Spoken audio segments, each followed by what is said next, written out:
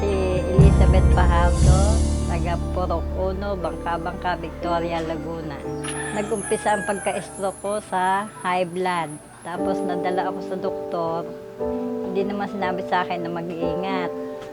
Diretso pa rin ako ng pagtitinda, paghahanap buhay. After 5 days ng pagtitinda ko, hindi na ako makalakad. Siyempre, mahirap. Nag-umpisa ako sa wheelchair eh.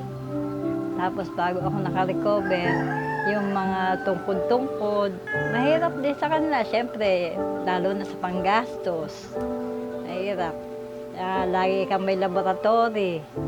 Naka-maintain na ang gamot. Si Annie Arete, hinikayat ako na magpunta kay Sol Aragones sa San Pablo. Ayun, naengganyo naman ako. Okay naman. Magaan ilakad. Kasi hindi na ako yung natatalapid, napapasubasob. Kasi siya nakaangat. Nakaangat ang unahan. Okay naman, nakakatulong naman siya. Medyo hindi na ako masyadong hirap lumakad. Lalo pag malalayong lakarin. Naliksi ang pagkilos ko. Maalwan ang paglakad ko at pagkilos.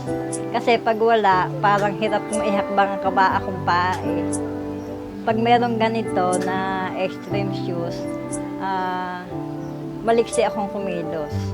Parang normal lang, tulad ng paglilinis ng bahay. Dati hirap na hirap akong Pag suot ko ito, pag ako nagwawalis, okay lang, parang normal nga lang. Kaya ako nagpapasalamat kay Sol, sa Akay Party List, at nabahaginan ako ng maayos na paglakad.